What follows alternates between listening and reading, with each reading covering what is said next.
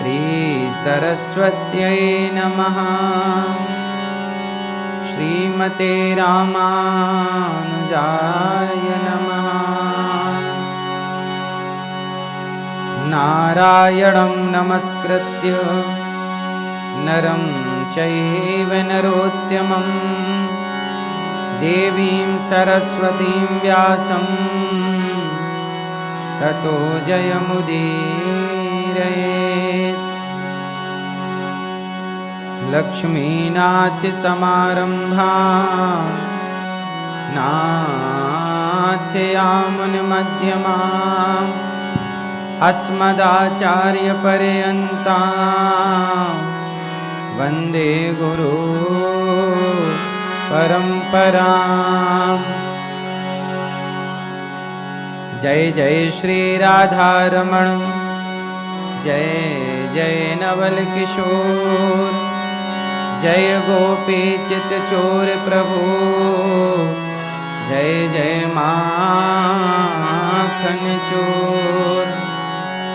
राधा मेरी मात है, पिता मेरे घनश्याम, इन दोनों के चरणों में मेरा कोटि कोटि प्रणाम। आए हो तो प्रेम से लो हरि का नाम, सब भक्तों को अनिरुद्ध की जय जय राधे श्याम।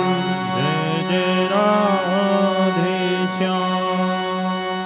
जय जय सीताराम।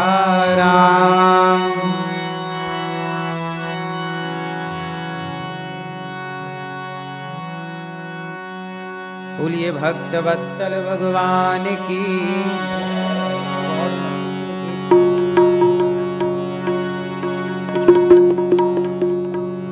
बोलिए भक्त वत्सल भगवान की जय। कृष्ण कन्हैया लाल की जय। सनातन धर्म मंदिर की जय। गौरी गोपाल भगवान की जय। सभी लोग मेरे संग गाएंगे। जय जय श्री कृष्णा, जय जय श्री कृष्णा, जय जय श्री कृष्णा, जय जय श्री कृष्णा, जय जय श्री कृष्णा, जय जय श्री कृष्णा, जय जय श्री राधा रमण, जय जय नवल किशोर, जय गोपी चित चोर प्रभु, जय जय माखन चोर।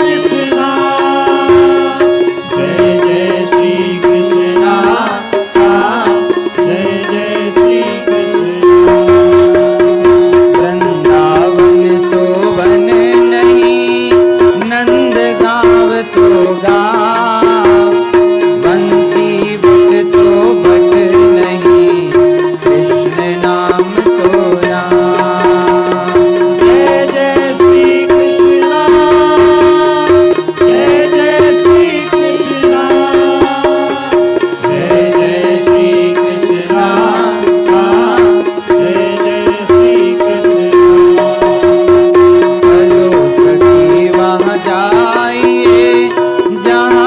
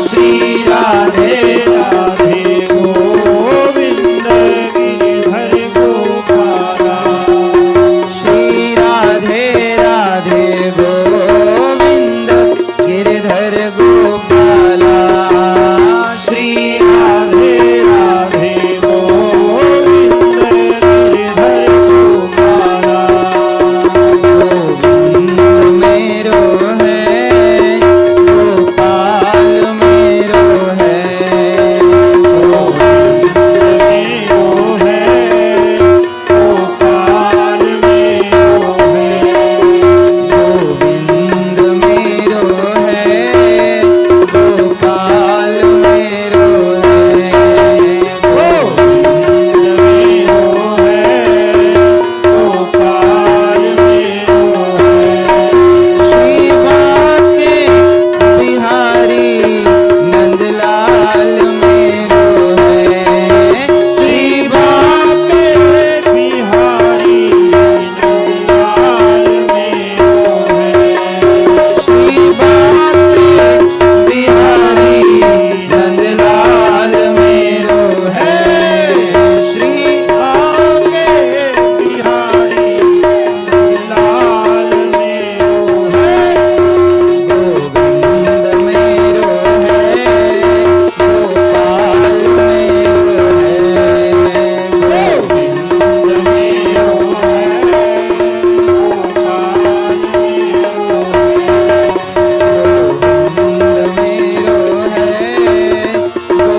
गोपाल मेरो है गोविंद मेरो है गोपाल मेरो है गोविंद मेरो है गोपाल मेरो है गोविंद मेरो है गोपाल मेरो गोविंद है मेरो है गोपाल मेरो गोविंद मेरो है गोपाल मेरो है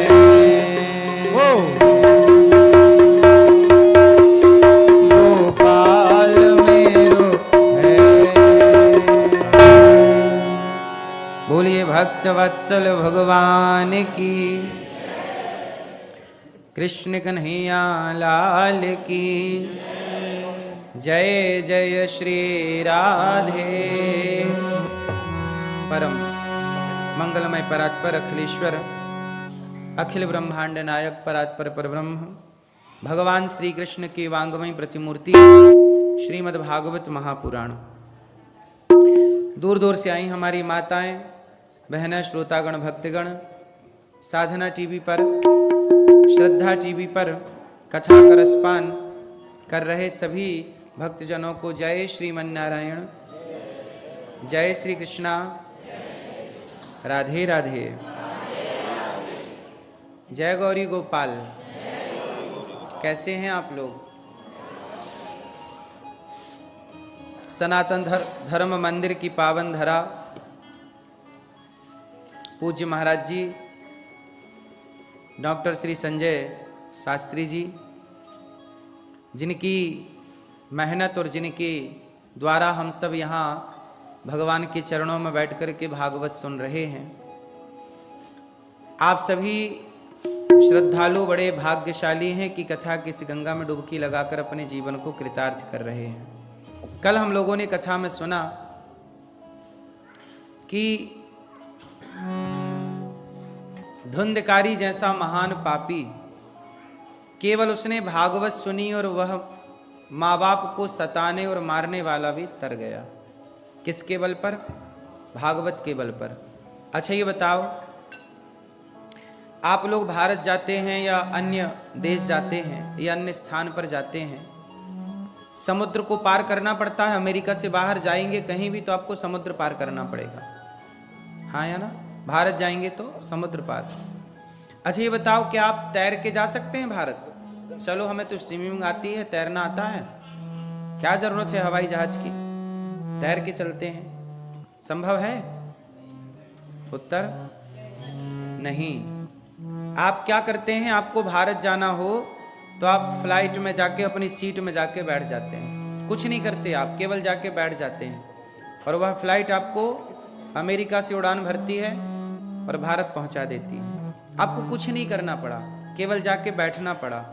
उसी तरह जैसे फ्लाइट में जाके बैठ गए तो फ्लाइट ने आपको पार लगा दिया समुद्र से, उसी तरह आपको कुछ नहीं करना, सत्संग में जाके केवल बैठ जाना है।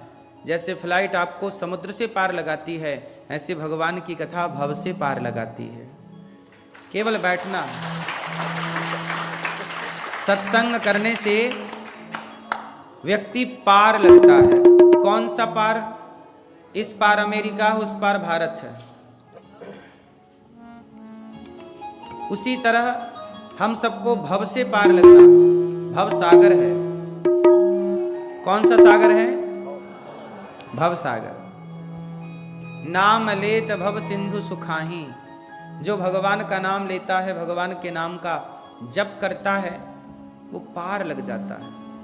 इसलिए अजामिल जैसा पापी भी भगवान की कथा सुन के तर गया, है ना मैया?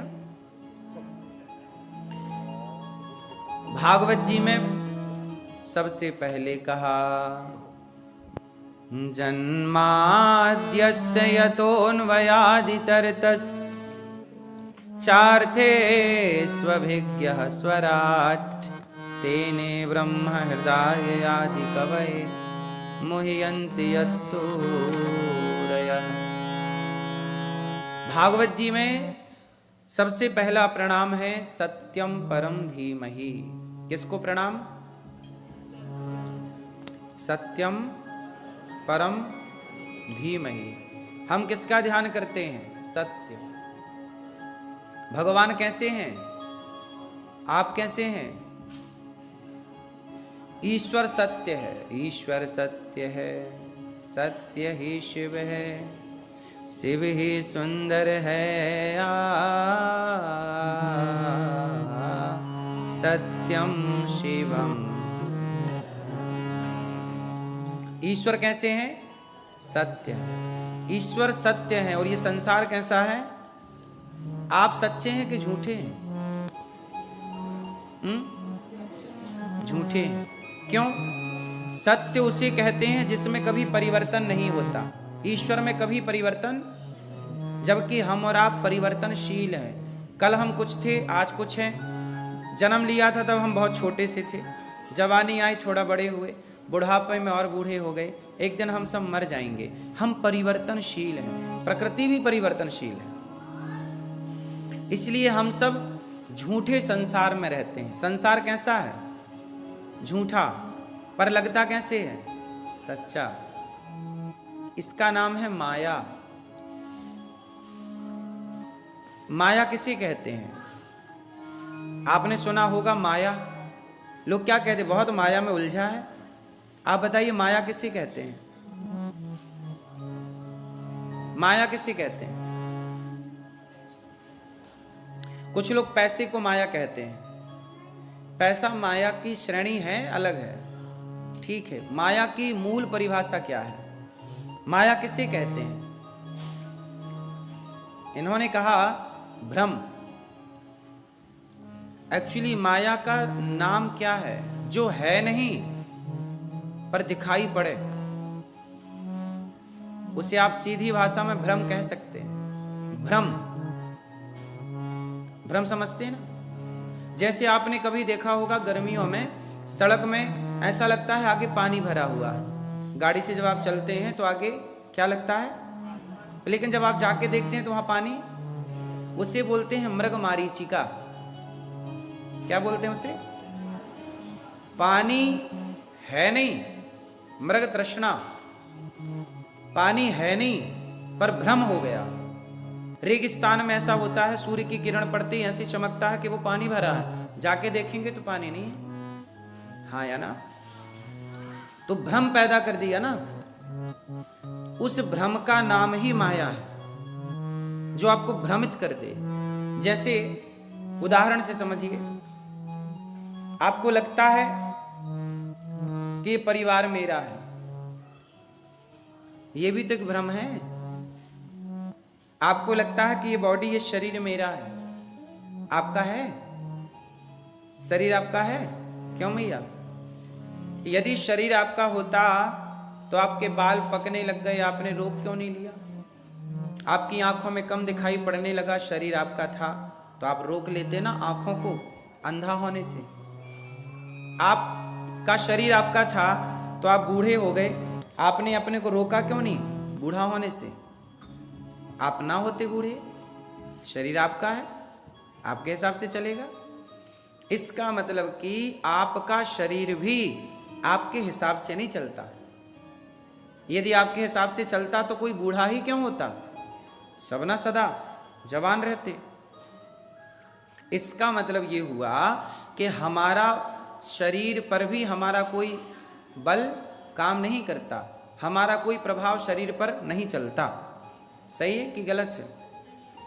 इसका मतलब यही हुआ कि हमने शरीर को अपना मान लिया, ये भी तो एक भ्रम है।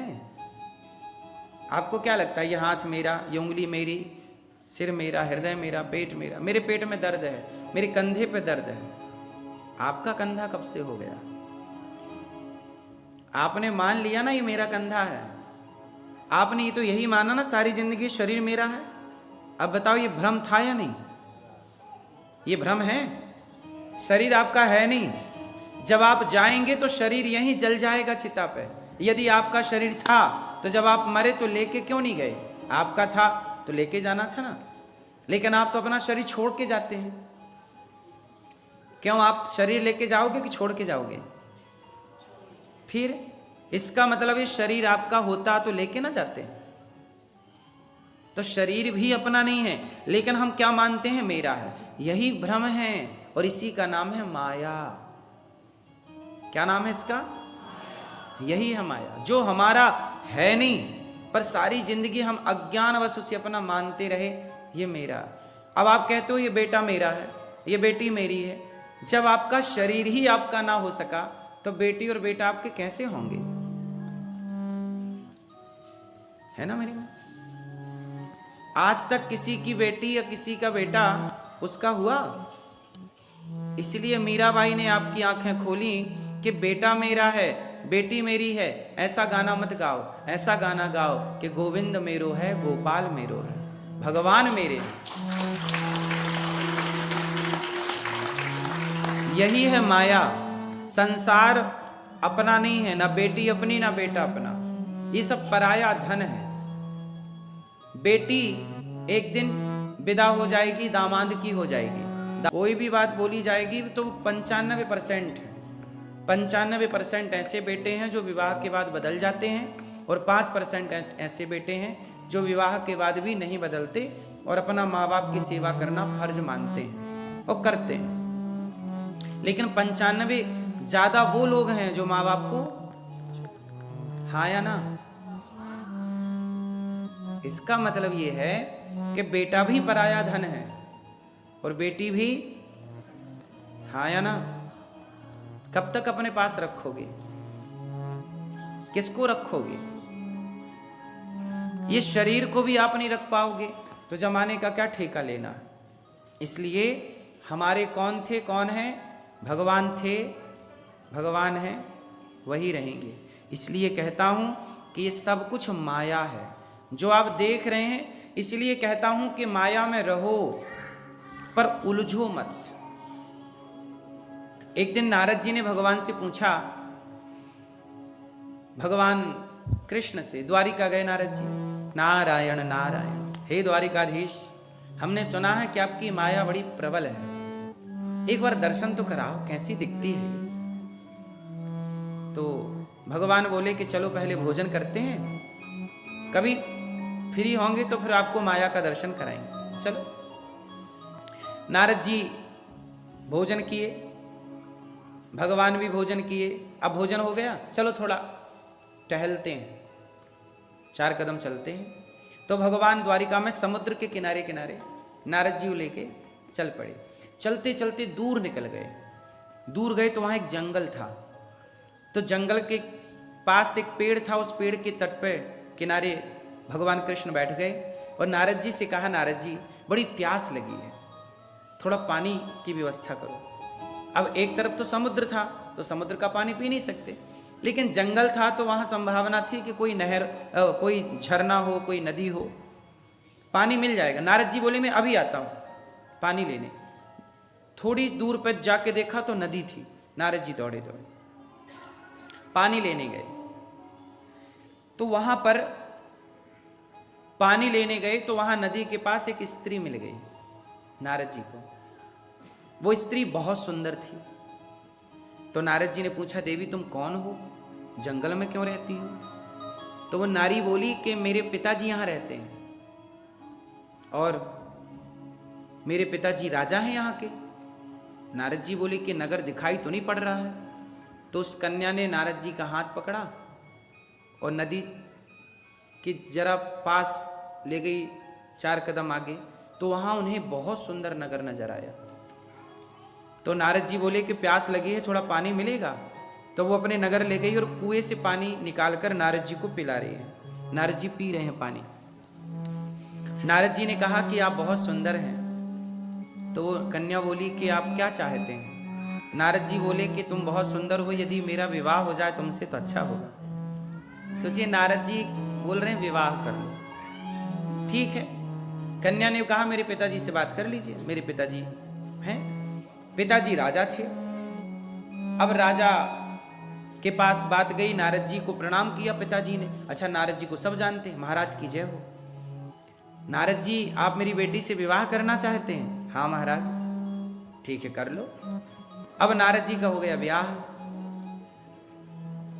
अब नारद जी के विवाह के बाद वो गृहस्थ में रहने लगे। अच्छा, नारद जी भूल गए कि वो कृष्ण को पानी लाने गए थे और वो शादी कर लिए और बढ़िया पत्नी के संग बिंदास रह रहे हैं। कुछ दिनों के बाद उनकी पत्नी गर्भवती हो गई और नारद जी के एक बेटा हो गया।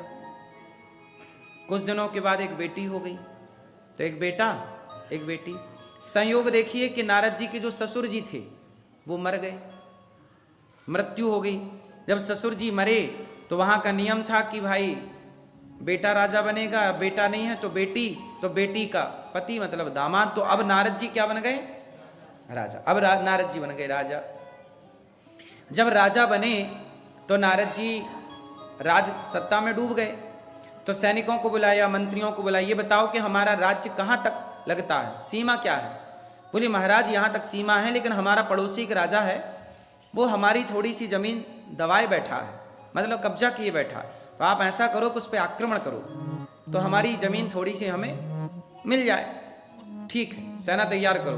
अब नारद जी भजन करने वाले, कहाँ ये युद्ध करना जाने, फिर भी सेना तैयार की और टूट पड़े। तो सामने वाला राजा ज्यादा होशियार था, उसने नारद जी को हरा दिया और नारद जी के राज्य में उसने तबाही मचाई और उसने कब्जा कर लिया। अब नारद जी अपनी पत्नी और अपने बच्चे को लेके भागे, क्योंकि राजा जो जीत जाता था वो हारे हुए राजा को मार देता था या तो बंदी बना लेता था। तो अब नारद जी को लगा डर कि अब तो या तो मरेंगे या तो जेल में रहेंगे। तो नारद जी भागे पत्नी को और बच्चों को लेके और दौड़े तो वही नदी मिल गई जिस नदी में पहली बार वो गए थे। अब नदी मिली, पीछे से सेना दौड़ी आ रही है नारद जी को पकड़ने। अब नारद जी बोले कि यदि ये नदी पार कर लूं तो उस तरफ संभावना है कि बच जाऊं। तो अब नारद जी नदी कैसे पार करें? टूटी सी वहां नाव मिल गई। तो नाव में अपनी पत्नी को बिठाया और अपनी बेटी को और अपने बेटे को बिठाया और नाव नारद जी चलाने लग गए। लेकिन नाव टूटी फूटी सड़ी थी, बहुत पुरानी थी, बीच नदी में गई और वो नाव डूब गई। और जब नाव डूबी तो पत्नी भी डूब गई, उसको तैरना नहीं आए। और पत्नी डूबी तो छोटे छोटे दोनों बच्चे डूब गए। और जब बच्चे डूबे तो नारद जी पत्नी को बचाएं तो बच्चे डूबे, बच्चे बचाएं तो पत्नी डूबे। और देखते देखते नारद जी रोने लगे, हे भगवान बचाओ, मेरी पत्नी डूबी जा रही है, मेरा बेटा डूबा जा रहा, मेरी बेटी डूबी जा रही है, हे ईश्वर बचाओ। नारद जी किसी को ना बचा पाए, स्वयं किनारे लगे और किनारे खड़े होकर अपनी पत्नी को, अपने बच्चे को, बेटी को डूबता हुआ देख रहे हैं। और जब वो डूब गए फाइनली, बेटी बेटा और पत्नी, तब नारद जी रोने लगे, हे विधाता तू कितना निर्दयी है, तू कितना क्रूर है, मेरी पत्नी को डुबा दिया तूने, क्या बिगाड़ा था मैंने तेरा, क्या पाप किया मैंने। तब भगवान श्री कृष्ण आ गए वहां, और भगवान आए, नारद जी कब से आप पानी लेने गए, पानी कहां है? नारद जी बोले, प्रभु आप पानी, अरे आपने तो बोला था कि आप बैठिए मैं पानी लेके आ रहा हूं नदी, आप आए नहीं तो मैं ही ढूंढता ढूंढता आपको आ गया, क्यों रो रहे हो आप? नारद जी बोले, प्रभु मेरी पत्नी डूब गई। भगवान हंसे, अभी 5 मिनट हुआ है मेरे पास से गए, और पत्नी इतने जल्दी कहां गई? बोले, प्रभु पत्नी थी मेरी।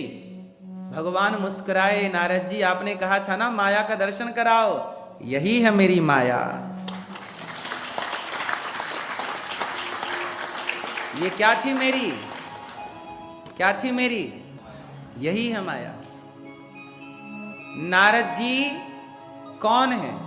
भगवान के भक्त, लेकिन जरा सी देर में कहां उलझ गए, शादी भी कर ली, ब्याह भी कर लिया, बच्चे भी पैदा कर लिए, राजा भी बन गए, और जो आया वो चला भी गया, रो रहे।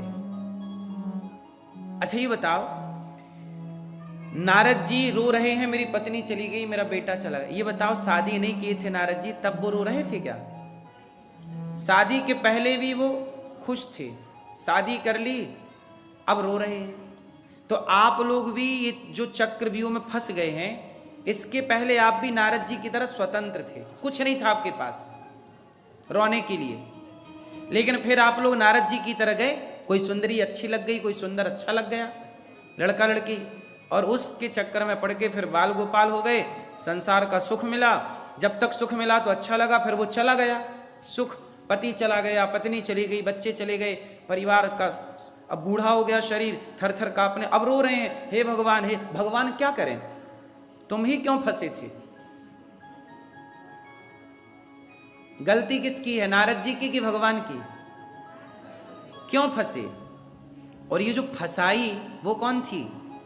वो माया थी। ये माया है, फंसाती है। संसार अच्छा है नहीं, पर अच्छा दिखता है। ये दुनिया की चमक अच्छी दिखती है, पर अच्छी है नहीं। बोलो हाँ। इसलिए नारद जी ने जो देखा वो माया है। हम लोग भी कहां फंसे हैं? माया में। इसलिए कहता हूं कि रहो पत्नी के साथ, रहो पति के साथ, रहो परिवार में, करो जिम्मेदारियां पूरी, पर किसी को अपना ना कहो, किसी को अपना ना कहो। अपना कहो तो केवल भगवान को। काम करते रहो, नाम जपते रहो। कमल का पुष्प कहां रहता है? पानी में, कीचड़ में। पर कमल के ऊपर आप पानी डाल दो, एक भी बूंद अपने पास नहीं रखता, तुरंत पानी को गिरा देता है। हाँ या ना? है पानी में, है कीचड़ में, पर कीचड़ की एक बूंद डाल के देखिए उस पर, जरा ना रोकेगा, तुरंत निकाल देगा। है कीचड़ में, पर कीचड़ से अलग है पानी में, पर पानी से अलग। आप भी रहो संसार में, पर संसार से अलग रहो। संसार का प्रभाव, पानी में रहता हुआ कमल पानी से प्रभावित नहीं है, कीचड़ में रहता हुआ कमल कीचड़ से प्रभावित नहीं है। लेकिन आप लोग संसार में रहते हैं और संसार से प्रभावित हैं। जबकि रहना कैसे है कि जो जल में रहूं तो ऐसे रहूं, जो जग में रहूं तो ऐसे रहूं, ज्यों जल में कमल का फूल रहे। मेरे सब गुण दोष समर्पित हों भगवान तुम्हारे चरण।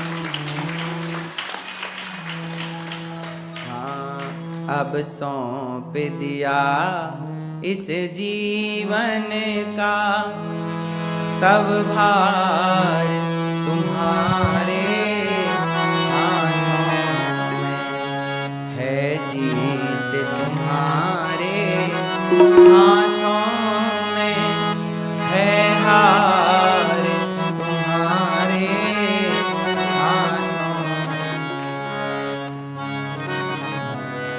जो जग में रहूं तो ऐसा रहूं, ज्यों जल में कमल का फूल रहे।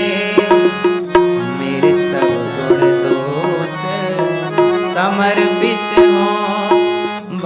भगवान तुम्हारे चरणों है ना मेरी माँ। अब सौंप दिया इस जीवन सब भार, मुझ में तुझ में बस भेद यही, मुझ में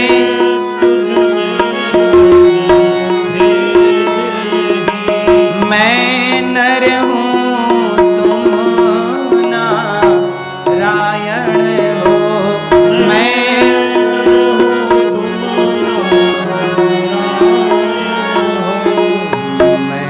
हूँ संसार के हाथों में, संसार तुम्हारे हाथों में, मैं हूँ संसार के हाथों में, संसार तुम्हारे हाथों में। अब सौंप दिया इस जीवन का। संसार भगवान के हाथ में है और हम किसके हाथ में हैं? भगवान। तो भगवान से ऐसा संबंध रखिए कि भगवान से सब जगत में रहो, पर संबंध किससे रखो?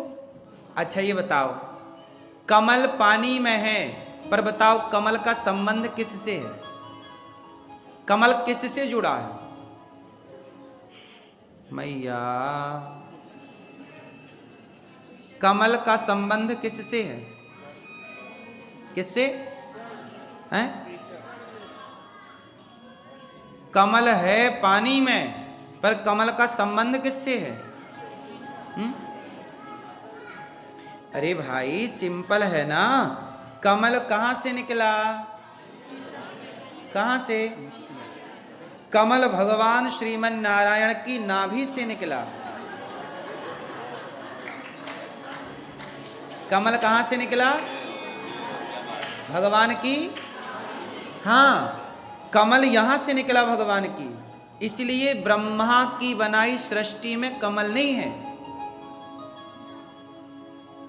कमल जो है इसे ब्रह्मा जी ने नहीं बनाया, इसे किसने बनाया? भगवान नारायण ने। और कमल जब प्रकट हुआ नाभि से, तो कमल में ब्रह्मा जी प्रकट हुए, मतलब ब्रह्मा जी बाद में आए, कमल तो ब्रह्मा जी के भी पूर्वज कमल है, इसलिए भगवान के हाथों में कमल होता है। आपने देखा भगवान नारायण के हाथ में क्या है? भगवान के श्रीमन नारायण के चतुर्भुज होते हैं ना, चार हाथों में, एक हाथ में क्या होता है? कमल। शंख चक्र गदा पद्म, पद्म मतलब कमल। बात समझ में आई कि नहीं? तो कमल है पानी में, पर उसका संबंध किससे है? भगवान से। बोलो हाँ, कमल है पानी में, पर उसका संबंध भगवान से है। उसी तरह आप रहो जगत में, पर आपका संबंध जगन्नाथ से होना चाहिए। रहो यहाँ, पर संबंध भगवान से। लेकिन आप लोग संबंध कहाँ जोड़ते हैं? आप संसार से कहते हैं ये हमारा, ये हमारा। रहो, पर संबंध किससे हो? क्योंकि वही से आए हो। और आप सबकी तैयारी कहाँ की है? अब आप 50 के हो गए, 60 के हो गए, 70 के हो गए, 80 के हो गए, और कितने दिन खैर मनाओगे? कहाँ जाओगे? भारत से अमेरिका आ गए, अब अमेरिका से कहाँ जाओगे?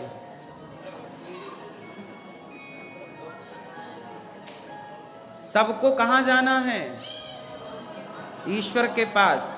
तो आपका संबंध वही है, यहां आपका कोई नहीं है। बोलो हाँ। इसलिए हम सब कहते त्वमेव माता च पिता त्वमेव, त्वमेव बन्धुश्च सखा त्वमेव, त्वमेव विद्या द्रविणं त्वमेव सर्वं मम देव। तो आपके संबंधी कौन? आपका संबंध किससे है? बोलो। हाँ, इसलिए रहो जगत में, पर किसके बन के रहेंगे? भगवान के। क्यों मैया, आप किसकी हो? सही। भगवान, भागवत जी में प्रश्न है, मनुष्य का धर्म क्या है? भगवान के अवतार कितने हैं? भगवान करते क्या हैं? भगवान ने जब धर्म की स्थापना करने आए और भगवान गए तो धर्मः कम शरणम गता, धर्म कहाँ चला गया? कुछ सवाल हैं भागवत जी के, ये सनातन धर्म के बेसिक से सवाल हैं जिनका उत्तर, जिनके प्रश्न का उत्तर सबको पता होना चाहिए। इसलिए जब 7 दिन की आप कथा सुनेंगे तो आपको बहुत कुछ पता लगेगा। इसलिए आप लोग, आज तो कुछ लोग लेट आए, पर कल से प्रार्थना है मेरी कि समय से आइएगा, क्योंकि कथा रोज ना हो रही, रोज ना होगी, तो जो मिल रहा है उस ज्ञान को ग्रहण कर लीजिए। और आपको ज्ञान की ज़्यादा आवश्यकता है, क्योंकि आप ये ज्ञान पा लेंगे तो सदा के लिए रहेगा। और सदा आप अपने बच्चों की, बहुत सारे सवाल सनातन कैसे हैं, जैसे ही आपका बच्चा 10 साल का होगा वो आपसे पूछना स्टार्ट कर देगा। आपका बेटा 7 साल का हुआ, 8 साल का, आप मंदिर जाती हो ना, तुरंत बेटा सवाल करेगा, माँ मंदिर क्यों जाती हो? ये कौन है? ये भगवान किसे कहते हैं? भगवान कौन है? क्यों पूजा करनी चाहिए? पूजा करने से क्या होता है माँ? ये तुम्हारा बेटा तुमसे सवाल करेगा एक टाइम बाद, थोड़ा बड़ा होगा। हाँ या ना? माँ भगवान किसे कहते हैं? कहाँ होते हैं भगवान? क्यों करना चाहिए पूजा माँ भगवान की? ये तुम्हारा बेटा पूछता है, और आप क्या करती हो? चुप चुप रह, ऐसी बात करता भगवान के लिए। अरे आप बच्चे को चुप करके अपने बच्चे को नास्तिक बना दोगे। इसलिए बच्चा जो भी सवाल करे उसके प्रश्न का उत्तर देना हर माँ बाप का धर्म है। यदि आप उत्तर नहीं दे पाते, इसलिए आपका बेटा नास्तिक हो जाता है। बोले मैं ईश्वर को नहीं मानता, क्योंकि तुमसे पूछा था तुम्हारे बेटे ने, माँ भगवान कहाँ है तो दिखाई क्यों नहीं पड़ता? आप उत्तर दे नहीं पाए, आप उसे संतुष्ट कर नहीं पाए, तो तुम्हारा बेटा बोला अरे माँ तो पागल है, मूर्तियों की पूजा करती रहती है, पत्थर में जल चढ़ाती है। तुम्हारा बेटा तुम्हें पागल कहेगा, फिर तुम सफाई देते रहना अपने बेटे को। इसलिए मेरी माँ, सनातन धर्म को जानने के लिए सत्संग करना पड़ेगा। जो सवाल, बेसिक सवाल हैं जो आपके बच्चे आपसे पूछेंगे, आपका पोता आपसे पूछ सकता है, आपको उत्तर देना जरूरी है। नहीं दोगे तो आपका बेटा गलत हो जाएगा, गलत रास्ते पे चला जाएगा, फिर वो ईश्वर, फिर मंदिर ना आएगा। बोले तुम ही जाओ कि आप लोग रोज नहवाते हो भगवान जी को, आप लोग रोज भगवान जी को नहवाते हो, मंदिर जाते हो, आप कह रहे हो हमने भगवान को नहीं देखा, तो मंदिर किसे देखने गए थे? बोलो, किसे देखने गए थे? भगवान। अब देखो, 2 बातें हो गई ना। एक तरफ आप कहते हैं कि हम मंदिर जा रहे हैं, एक तरफ आप कहते हैं कि हम भगवान की पूजा कर रहे हैं, और दूसरी तरफ आप ये कहते हैं कि हमने तो भगवान को देखा ही नहीं। तो फिर नहीं देखा तो जो आपके घर में गोपाल जी हैं वो कौन है? फिर आप उन्हें पीतल की मूर्ति मानते हैं, फिर इन्हें आप पत्थर की मूर्ति मानते हैं। यदि पत्थर ही है और पीतल ही है तो पीतल को भोग कौन लगाता है? पत्थर ही है तो पत्थर को पानी कौन चढ़ाता है? आप एक तरफ तो भगवान को पानी चढ़ाते हैं, जल पुष्प चढ़ाते हैं और भोग लगाते हैं। जब आपने भीतर ये ठान लिया, मान लिया कि तो पत्थर है, धातु है, तो फिर भोग किसे लगा रहे हो? तो आपकी विचारधारा, आपकी ही 2 विचारधारा हो गई। मतलब आप ही एक जगह स्थित नहीं है, आपके भीतर द्वंद्व चल रहा है ना? आपके भीतर ही क्रांति है।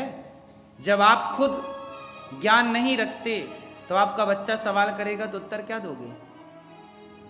इसके लिए करना पड़ेगा सत्संग। आओ अब हम आपको बताते हैं कि मंदिर क्या है और आपके घर में गोपाल जी कौन है और आपने ईश्वर को देखा कि नहीं, ये हम आपको बताएंगे। अब आप ध्यान से सुनिएगा, ध्यान दीजिएगा केवल शब्दों पर। अच्छा बताइए, प्रहलाद जी जब भगवान की पूजा करते हैं, पूजा प्रेम करते हैं, नाम जपते हैं, और प्रहलाद के पिता उनके दुश्मन बन गए, हिरण्यकश्यपु। प्रहलाद के पिता ने पूछा कि पुत्र बोल, तेरा भगवान कहाँ है? तू तो कहता है कि मेरा भगवान सब जगह है। न केवलम में भवतश्च राजन सवै बलम बलिनाम चा परेशान। मेरा भगवान तो सब जगह। प्रहलाद जी ने कहा पिताजी भगवान तो सब जगह है। हिरण्यकश्यपु ने कहा कि तेरा भगवान यदि सब जगह है तो मुझे क्यों नहीं दिखता? देखो ये बेसिक सा सवाल है, यदि तेरा भगवान सब जगह है तो मुझे क्यों नहीं दिखता? ये सवाल आपका बच्चा पूछ सकता है आपसे, कोई भी पूछ सकता है कि तेरा भगवान है तो दिखाई क्यों नहीं पड़ता? तो सुनो, प्रहलाद जी ने कहा पिताजी ये बताइए, सिर में दर्द होता है? आप लोगों के सिर में दर्द होता है? कभी कंधे पे, कभी पेट में, कभी कमर में, कभी कहीं दर्द होता है ना? आप डॉक्टर के पास जाते हैं, डॉक्टर साहब बहुत दर्द है। कहाँ दर्द है? हाथ में दर्द है। तो दर्द में हाथ तो दिखाई पड़ता है, क्या दर्द दिखाई पड़ता है? सिर दिखता है पर सिर का दर्द नहीं दिखता। कमर दिखती है पर कमर का, पांव दिखता है, पांव का दर्द नहीं दिखता।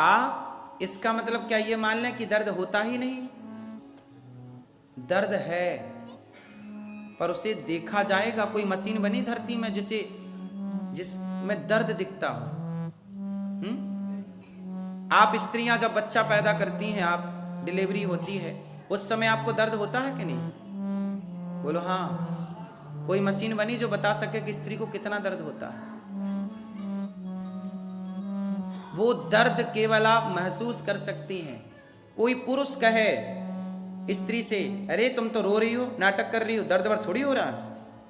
अब स्त्री को बच्चा पैदा हो रहा, वो रो रही है, और पुरुष कहे कि जी तुम तो नाटक कर रही हो, कोई दर्द थोड़ी हो रहा है। तो अब क्या स्त्री के प्रसव का दर्द कभी पुरुष फील कर सकता है? नहीं कर सकता। जैसे स्त्री के दर्द को केवल स्त्री समझ सकती है, पुरुष नहीं। पैरों में विमाई जिसके पैरों में विमाई फटी ही नहीं, वो पीर पराई क्या जाने। और जिसने बेटी को जन्म दिया ही नहीं, वो बेटी की विदाई क्या जाने।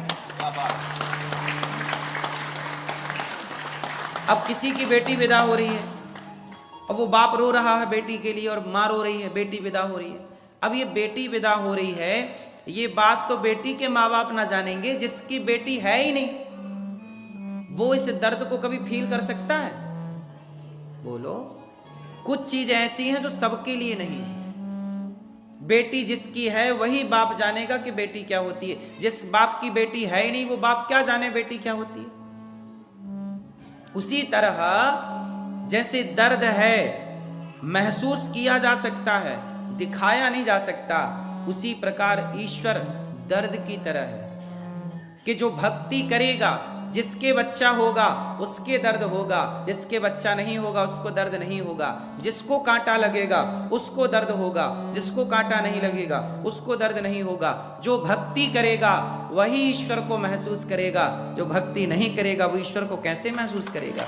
जो भक्ति करेगा, जो भगवान से प्रेम करेगा, उसे मूर्ति नजर ना आएगी। प्रहलाद को उनके पिता ने पूछा कहाँ है तेरा भगवान? क्या इस खंबे पे तेरा भगवान है? प्रहलाद जी ने कहा यस है। यहां है? हाँ है। तो हिरण्यकश्यपु बोला मुझे तो नहीं दिखता। अच्छा वो एक्चुअली खंबा था पत्थर का। हिरण्यकश्यपु बोला मुझे तो नहीं दिखता। पर एक बात बताइए, प्रहलाद की आंखें और हिरण्यकश्यपु की आंखें, दोनों की आंखें एक ही हैं कि अलग अलग हैं? क्या अंतर है? ईश्वर को देखना हो तो हिरण्यकश्यपु की आंखों से ना दिखेगा। जब जब ईश्वर पत्थर में नजर आएगा तो प्रहलाद की आंखों से ही नजर आएगा। अब आप बताइए कि आपके पास प्रहलाद की आंखें हैं? प्रहलाद की आंखों का अर्थ है प्रहलाद की तरह विचारधारा, प्रहलाद की तरह भाव, प्रहलाद की तरह प्रेम जब तक प्रकट ना होगा।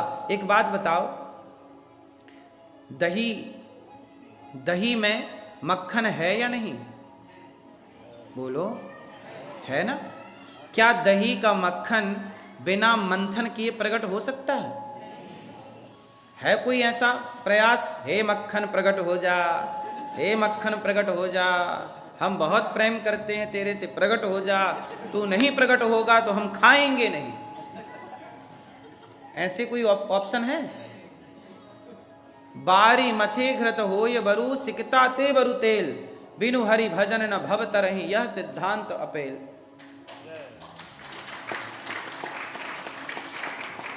समझ में आया?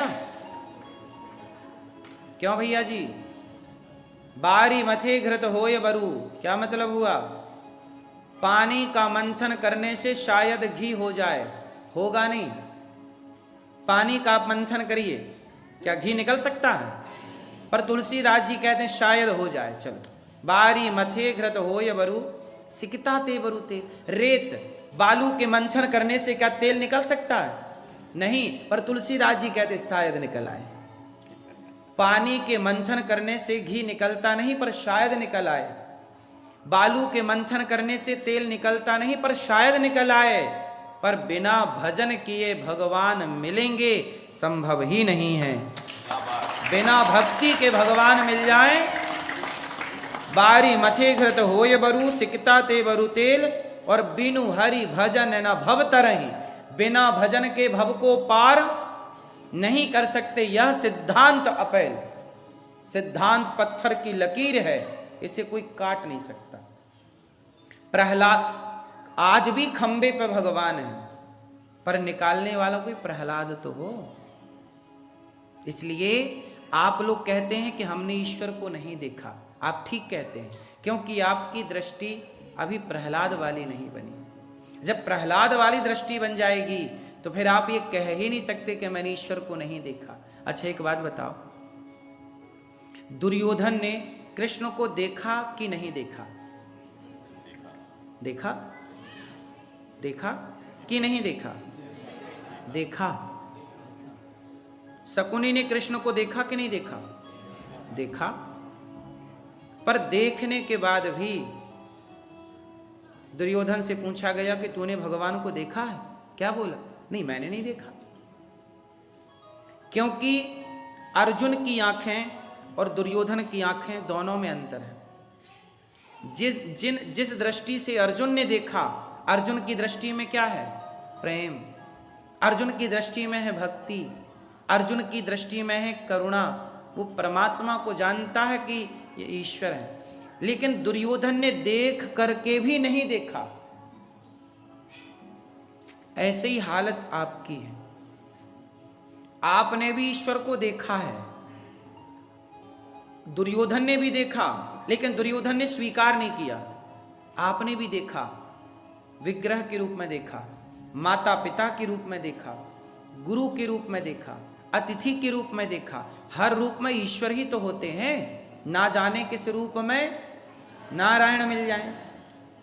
एक नामदेव जी नाम के भक्त हुए महाराष्ट्र, भारत में एक राज्य है महाराष्ट्र। महाराष्ट्र में एक नामदेव जी भक्त हुए। वो रोटी बनाए और रोटी बना के रखी कि जरा घी की कटोरी लाऊं, घी लाऊं और चुपड़ के बढ़िया घी भगवान जी का भोग लगाएंगे। तो घी की कटोरी लेने गए कि बाहर से कुत्ता आया और सारी रोटी मुंह पे दबा के फ्री।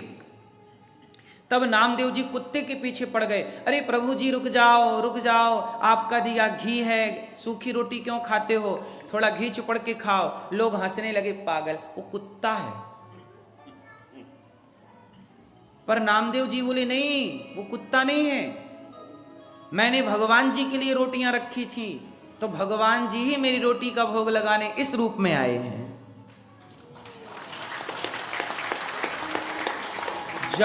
संसार को, जगत को क्या दिख रहा है? कुत्ता। संसार को क्या दिख रहा है? कुत्ता। लेकिन भक्त को क्या दिख रहे हैं? उस कुत्ते में भी ईश्वर का दर्शन कर लेना। यही भक्ति है। सब में ईश्वर, वो कुत्ते में ईश्वर का दर्शन कर रहे हैं और आप भगवान में भी भगवान का दर्शन नहीं कर पा रहे हैं। सोचिए। इसलिए भक्त किसे कहते हैं? आप सारी जिंदगी माला जपो, सीताराम सीताराम राधे कृष्ण सब जपो, ठीक है, लेकिन आपकी दृष्टि में परमात्मा नहीं है, भीतर ही ईश्वर नहीं है, तो क्या होगा? जब करते रहो। इसलिए कहते हैं कि नाम जप करो पर श्रद्धा से, मंत्र जाप मम दृढ़ विश्वासा। भगवान का भजन करिए पर शर्त है विश्वास से करिए। गीता कहती है विश्वासो ही फलदायक, यदि विश्वास नहीं है तो फल नहीं होगा। बोलो हाँ। इसलिए जो आपके गोपाल जी हैं, जो आपके घर में शालिग्राम जी हैं, उन्हें इस भाव से पूजो कि ये भगवान है। त्रेता में भगवान मिलते थे राम के रूप में, द्वापर में भगवान मिलते थे कृष्ण के रूप में, पर कलयुग में भगवान मिलते हैं विग्रह के रूप में। इन्हें अर्चावतार कहते हैं। ये कौन से अवतार हैं? अर्चावतार। भगवान कलिकाल में मूर्ति के रूप में सुलभ है। प्रहलाद के लिए खंबे से प्रकट हुए तो आपके लिए यहां से प्रकट नहीं हो सकते? बोलो। तो कमी भगवान में है कि हम में? दही में तो मक्खन है, अब तुमसे मथना ही ना आए। बोलो। दही में मक्खन है या नहीं? पर आपको मथना ही ना आवे तो कैसे प्रकट कर लोगे? बिना मथे मक्खन प्रकट नहीं होता, तो बिना भक्ति के भगवान कैसे प्रकट होगा? इसलिए भगवान का चिंतन भीतर से, भगवान का चिंतन भीतर से, प्रेम। राम ही केवल प्रेम प्यारा, जान ले जो जान निहारा। भगवान किससे प्रकट होते हैं? मंथन करने से दही से मक्खन प्रकट होता है, ऐसे प्रेम से भक्ति से भगवान प्रकट होते हैं। शबरी के यहाँ राम क्यों गए? क्योंकि शबरी बहुत पढ़ी लिखी थी, इसलिए। क्योंकि शबरी बहुत बड़ी आदमी थी, पैसे वाली थी, इसलिए। क्योंकि शबरी बहुत सुंदर थी, इसलिए। क्योंकि शबरी बहुत कुछ जानती थी, इसलिए। शबरी का बहुत नाम था, वर्चस्व था, इसलिए नहीं। शबरी के भीतर प्रेम था, इसलिए। बोलो हाँ। भरे जंगल में बड़े बड़े साधु संत बैठे तपस्या कर रहे, उनके कुटिया पे राम जी नहीं गए, और शबरी का हाल पूछते पूछते राम जी शबरी की कुटिया पे चले गए। मेरी शबरी मैया कहाँ है? हाँ, शबरी निहारे रास्ता, आएंगे राम जी, मेरा भी धन्य जीवन बनाएंगे राम जी। शबरी निहारे रास्ता, आएंगे राम जी। अरे शबरी निहारे रास्ता, आएंगे राम जी, मेरा भी धन्य जीवन बनाएंगे राम जी। शबरी निहारे रास्ता, आएंगे राम जी। तो शबरी क्या निहार रही है? शबरी रास्ता निहार रही है। आएंगे, आएंगे। क्यों आएंगे? क्योंकि शबरी को विश्वास है। आपके अंदर किस बात की कमी है? डलिया में बेर बागों से चुन चुन के ला रही, डलिया में बेर बागों से चुन चुन के ला रही। खट्टे हों या मीठे हों, खाएंगे राम जी। खट्टे हों या मीठे हों, खाएंगे शबरी निहारी।